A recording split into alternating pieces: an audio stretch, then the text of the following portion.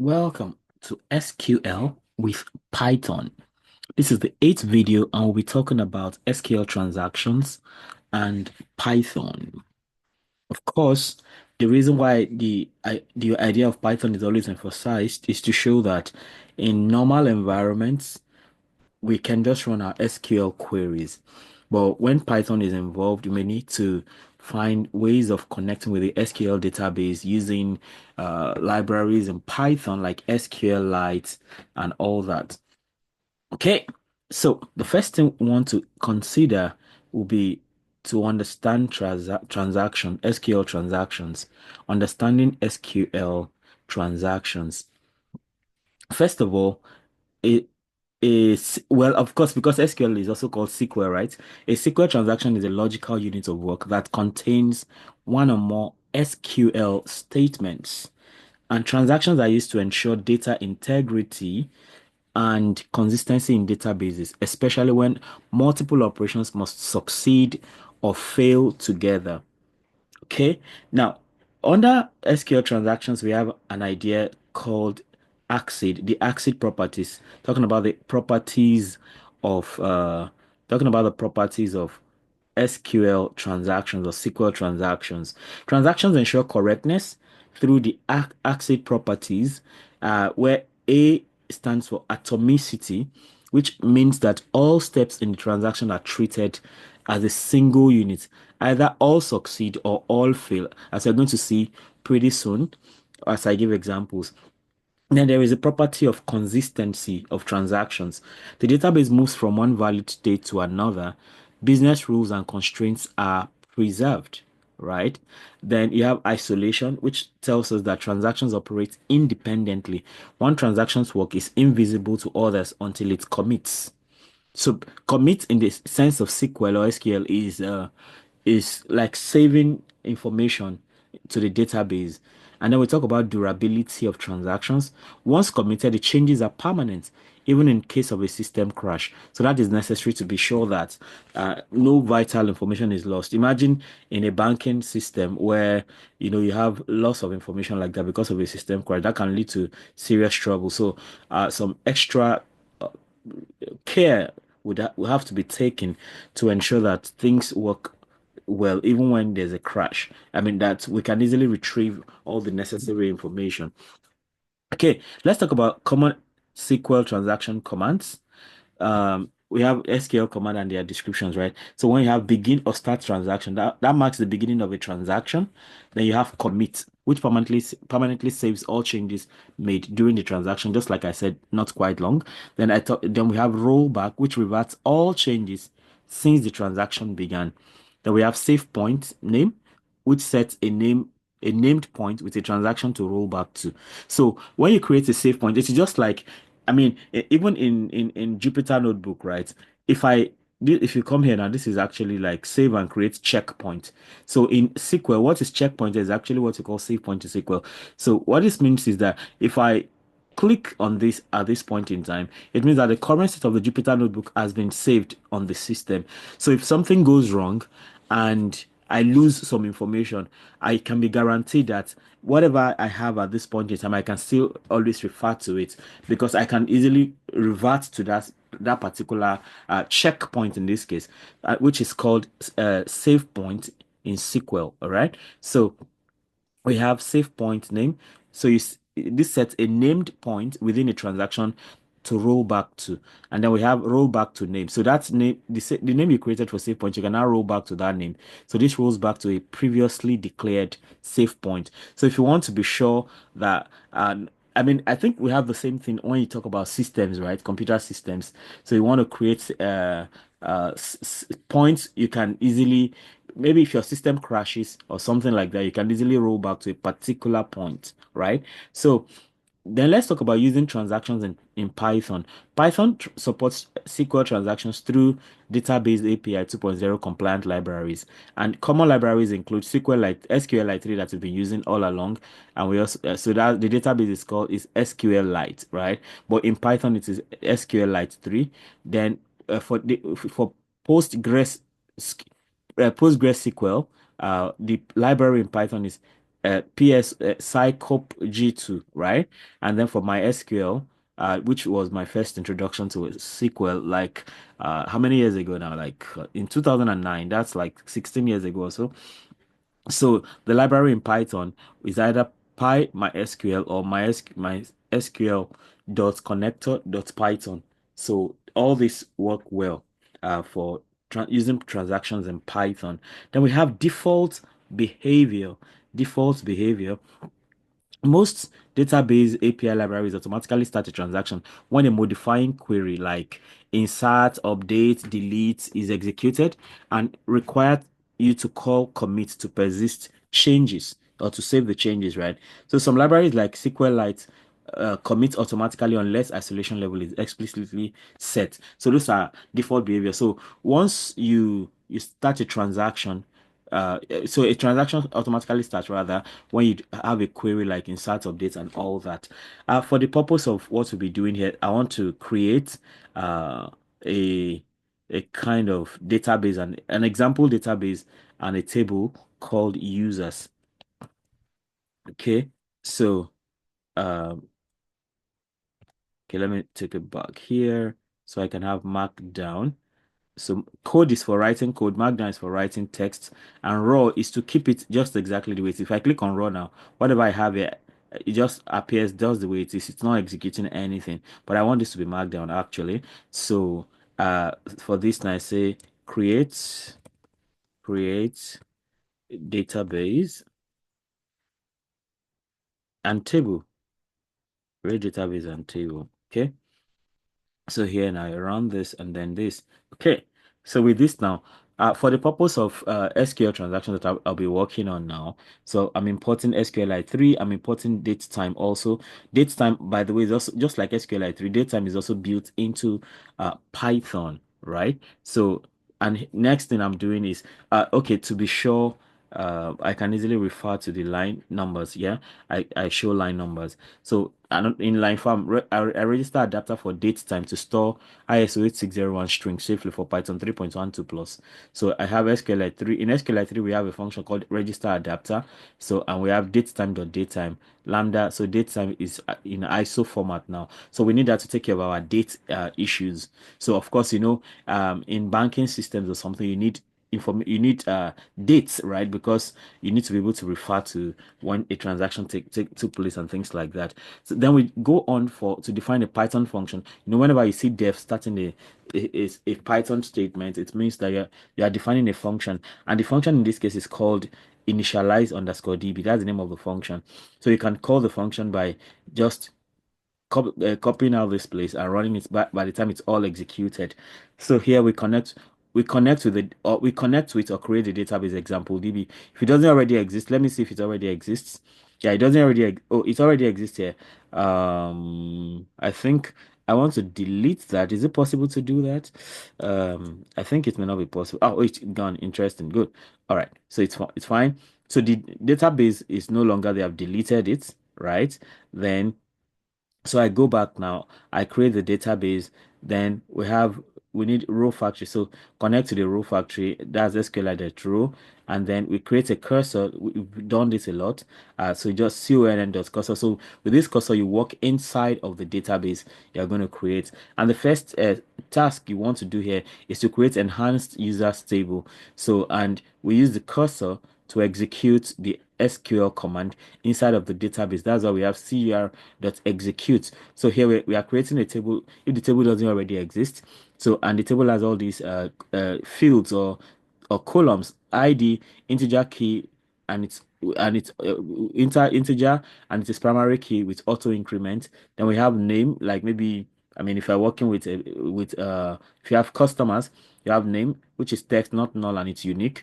You have password underscore hash, that's text not null. Last login, you need timestamp default null. Balance, you need real not null default 0.0. It's active boolean, like it's more like maybe someone's bank account, right? Just simulating that situation of a bank account, and you want to see if the account is still active the last time the person logged in. Then the role of the person that logged in, right? Is it the text default to be user?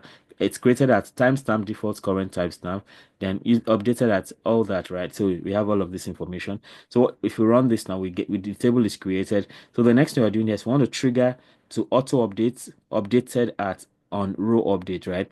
So to do that now we use the cursor again to execute the SQL statement. We create trigger if not exist, and that is trg underscore users underscore updated at after updates on users, right? So anytime you do an update on users, it automatically it is auto updated. So for each row, and then you can begin update user set updated at equals current timestamp where ID is old.id, something like this. So you're automatically updating. So when you withdraw from your account or you save to the account, all of the updates is really necessary. So everything it reflects on every place where that happens. So we have sample user data now. So imagine we have example users, right? So we have three customers or three users, Avose, Bojilenu, and Dosu, right? And then we have their, of course, the ID will be automatically created. So we have the name, we have the password hash. Of course, this is not reality, right? It's just me trying to make up stuff. So it's not anybody's password for sure. So let's say hashed underscore pw underscore avose datetime dot now 200.0. So that avose is an admin, Bodlenu is a user, Dosu is a user, and all that. So it means the admin, of course, has some privileges that the users don't have, and the users, because it's their account, right? There are things they can do on their account that the admin cannot do. Admin can only help them to help them facilitate their transactions and all that, right? Then you also have insert users, that's ignoring duplicates if any, right? So you want to execute many, you want to put all this information, all this uh admin role, users role, you want to put all of that on the tables database. So you just say insert or ignore into users. Ignore would happen if those people, those these names already exist on the table, right? So use insert or ignore name, password hash, last login, balance, is active role, and all that, and then the values now. So you use this what are they called now? they are they are there to stand in. I've forgotten the English word and I've used it a lot so far. Question mark, right? That's not default now. I've forgotten what the word is. I hope I remember before this is over.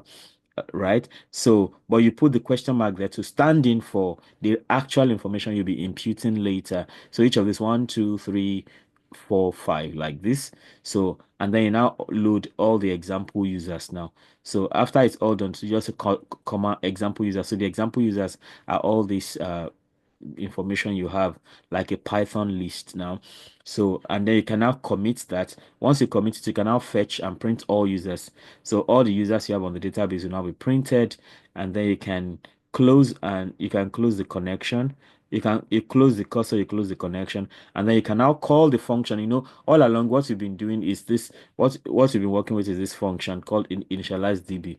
So you can now call that function like that, and then so if I run this now, I just have uh I just have this. So you have all those information on the database now. Okay, so now let's talk about some basic transaction pattern in Python.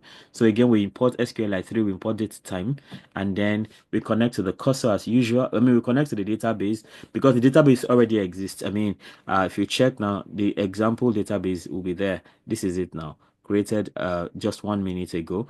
All right, so now you connect with that database in line 4, create a cursor to work on the database. So it is that. So this cursor now that is going to help you to do whatever you have to do on the database. Then you now try cursor.execute begin. So this is the begin. So this is where the transaction starts, right? Then you now insert a new user with required fields. So it's more like you go to a banking hall, and once the admin, the teller begins to attend to you. So once they get into your database, that's more like that's begin. That's when they get into your information. That's like beginning the process. So you insert a new user with required fields now. So if you need to insert a new user, you want to maybe get information about the person in front of you as a teller or something. So you have cursor.execute, then you run the SQL thing, insert into users name, password hash, last login, balance is active role, and all that, right? So this is just a made up situation, by the way. So, and you now need that information for Alice, hashed PW Alice, date, time, blah, blah, blah. You do all of that. And then, and what you don't want to do from that is, when we inserted the information, what did we do? Baudelaire who had 200. Oh, sorry, I was at 200, but then we had 150. Those who had 80. So what what we are doing with uh okay, this is Alice now, right? We don't have Alice, so that has to be Avose. So if this is Avose, right? Avose. So and you impute all the information, right? So we are adding so we insert this, then we deduct 100 from balance of user with ID number one, and that's likely I will say, assuming that user exists. So in this case, now we just say set balance, where balance is balance here less than 100, and I will say had what did I will say have? I will say had 200. Okay, so in this case now, I guess we have to put 200 or yeah, I mean, trying to make this up. So we draw the ID's number is one and everything. So we commit if both operations succeed. So if the operation succeed, we commit it. Then we print the transaction succeeded. Except if the transaction fails, then it will give us that information for whatever reason. So and that's why sometimes you can get to the bank. Okay, so it says transaction failed. You need constraint failed because we don't have a name like this for users or something like that. If I revert to the Alice, let's see if that works. Control Z. So we now want to have Alice added now. So for Alice, that succeeds, right? So it's more like we are adding a new information altogether.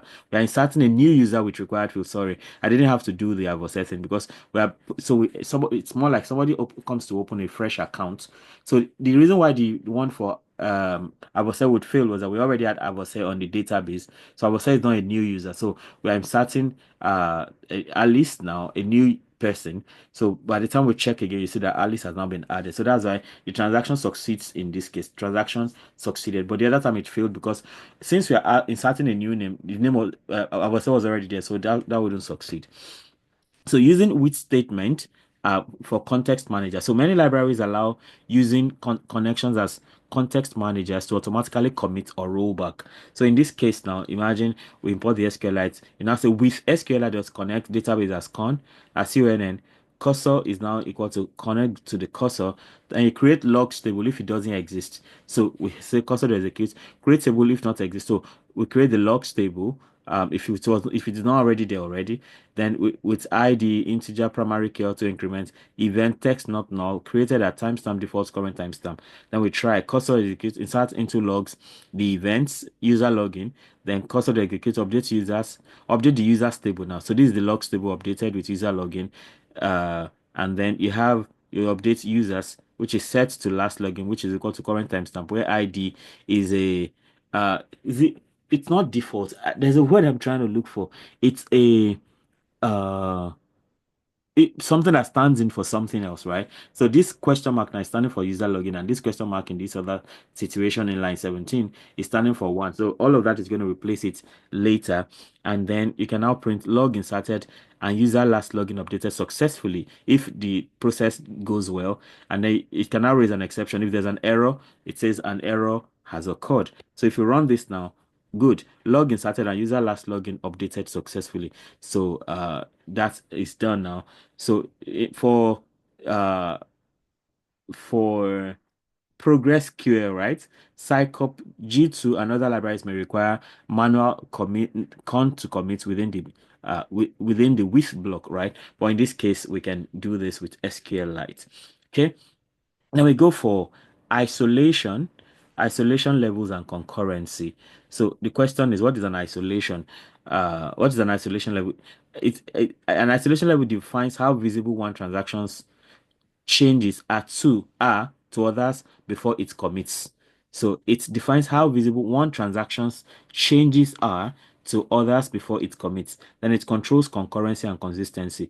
So these are the possible isolation level we can have. So if we have read uncommitted isolation level, we have dirty reads check, non-repeatable read check, phantom read check. Read committed, no, and then non-repeatable read check, then phantom read check. Repeatable read, then we have no for dirty reads and non-repeatable reads, and phantom reads check. Then serializable, check. I mean, it's no for all situations for serializable isolation level. Okay, so we have default levels actually vary too. In ProgressQL, it uses read committed. MySQL uses repeatable read. Now this may be a bit technical, but I mean, just to familiarize ourselves with this idea. So if you go very deep into these things, you may have to dig deeper, right? So for example, in ProgressQL now, you have Psycop G2. So you just connect to isolation level, Psycop G2 extensions, isolation level serializable. So that's a very good example there. So this is raw. So just to give an example, then we have 8.4 save points for partial rollback. So it's like you have at different points in time, you are doing different actions on your database. So you need to create save points at different points. So in case something goes wrong, you can choose to maybe at least instead of losing everything, you can roll back to a particular point, just like what I explained about Jupyter Notebook, even, right? So to roll back a portion of a transaction without discarding the entire thing, that's why you need save points for partial rollback. An example is what we have here. So of course, SQLite is important. So we say with SQLite 3 dots connect example database as con, then cursor connect to the cursor. Then you want to create a table if not exist. You are creating a table of prices now, all right. And then you have ID integer uh, primary key and auto increment. You have an item text not null, and then you have amount real not null. All right. So text not null means that it is a string.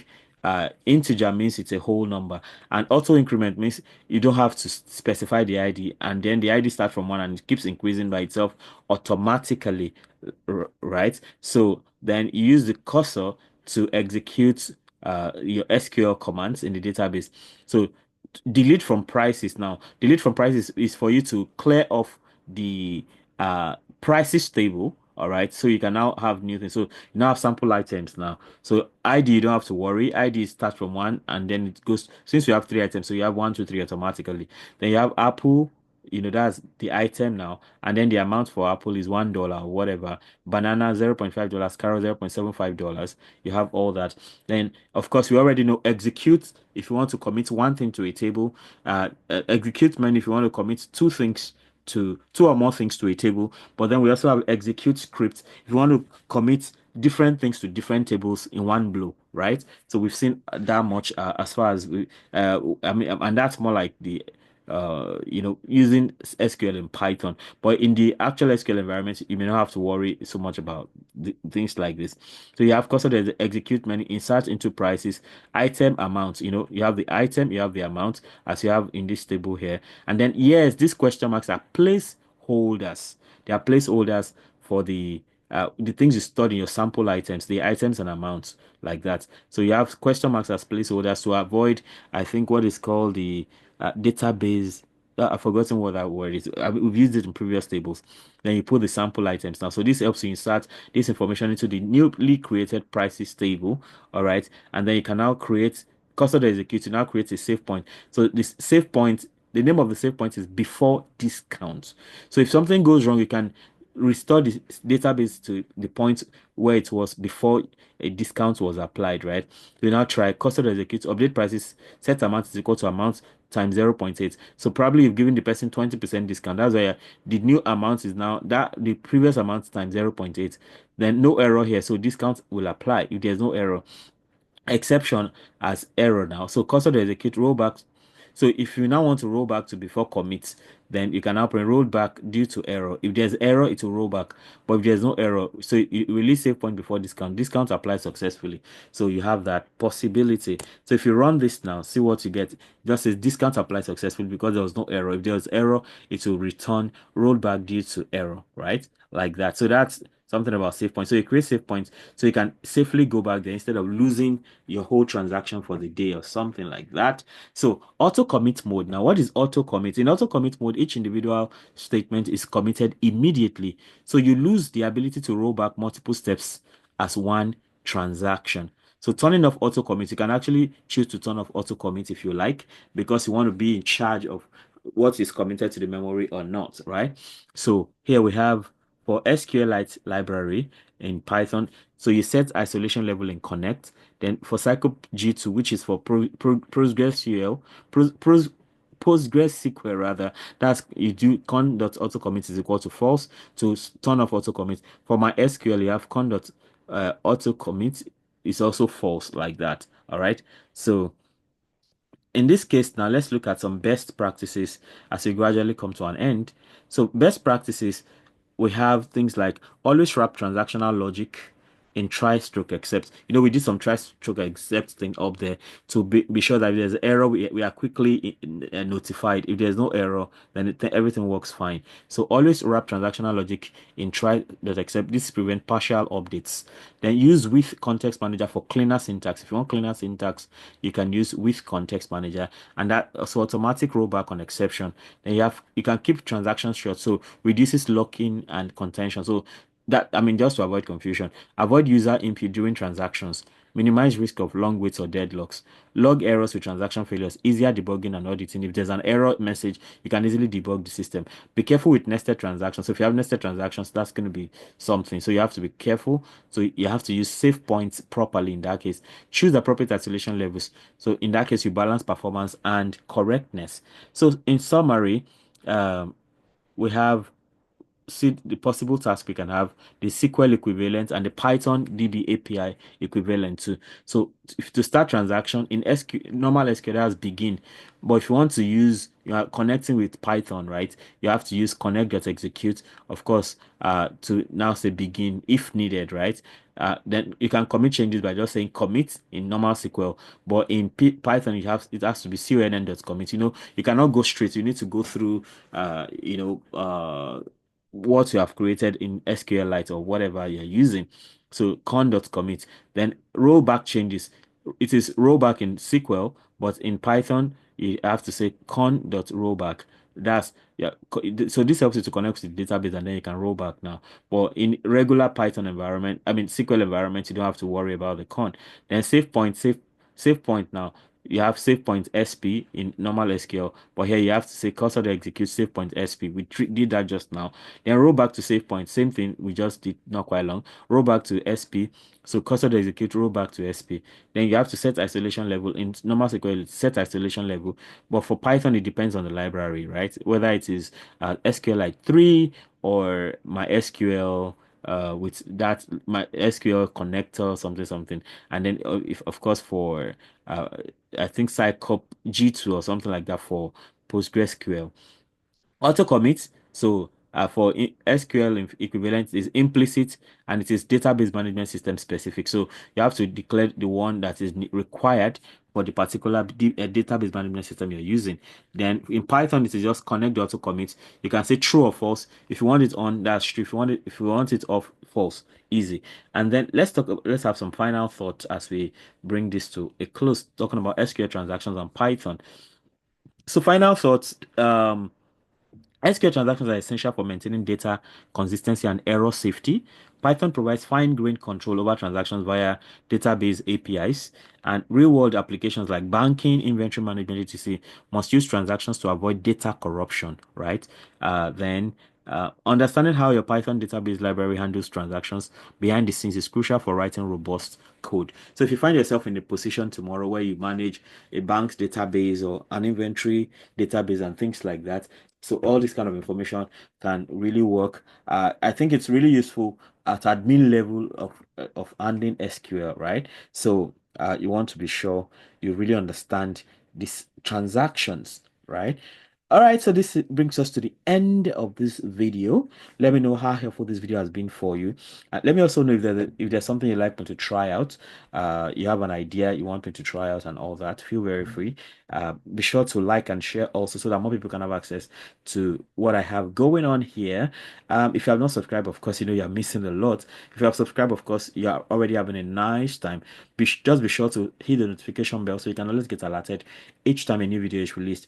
And again, I have my channel now has possibility for membership. So if you want to enjoy some extra privileges beyond what you already enjoy here by being a subscriber. You can become a monthly, you can become a channel member, and there are three levels right now. And at those three levels, depending on what you would like to get in addition to what you already get, you can sign up. All right. So you get, so part of the benefits will be like getting exclusive privileges, like seeing some of the videos first, or being the only one to see some videos I will make in the future, and things like that. So be sure to sign up for all for that if you can.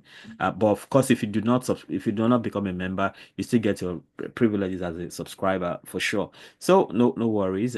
If you are not able to do that, till I come your way again, keep doing data right. Bye.